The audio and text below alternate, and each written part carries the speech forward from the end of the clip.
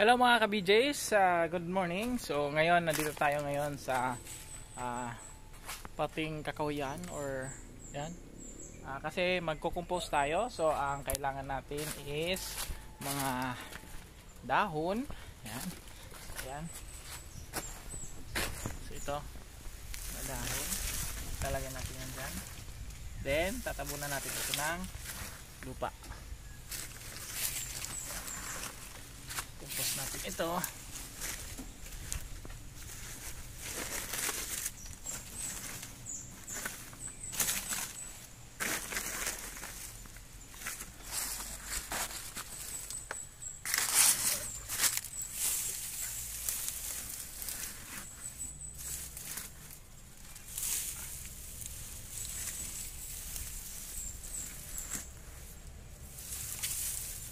Then aantayin natin siya na mabulok.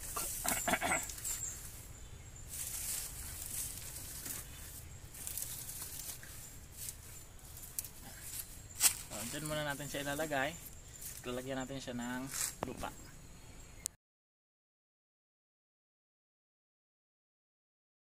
So dito naman is magtatanim tayo ng pichay. Magpapatubo tayo ng pichay. So meron po tayong yan, yung buto ng pichay. So ang ginawa ko po is ibinabad ko siya or tinubigan ko siya ng maligamgam na tubig para medyo lumaki yung mga buto niya. Then para mag-germinate. So maligamgam lang po. Then alisin. Then ngayon, ito yung lupa, pinaghalong compost. Then yung rice hull natin at saka carbonized rice hull at saka lupa. So ilalagay natin dyan.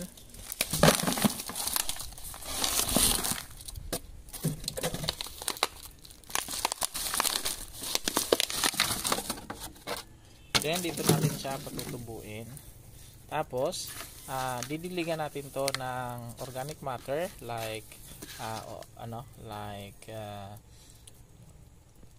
fish amino acid para mas mabilis yung pagtubo ng halaman. Yan.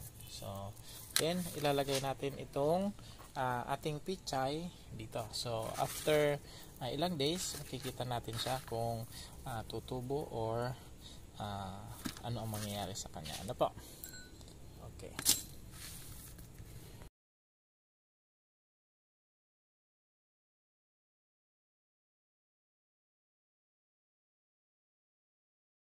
So ayan, didiligan natin siya konti lang, mag-moist lang yung yung tubig ay yung lupa.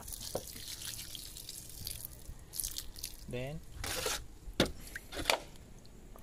ilalagay na natin yung ating pichay. Then aantayin natin kung kailan tutubo ito. Yan.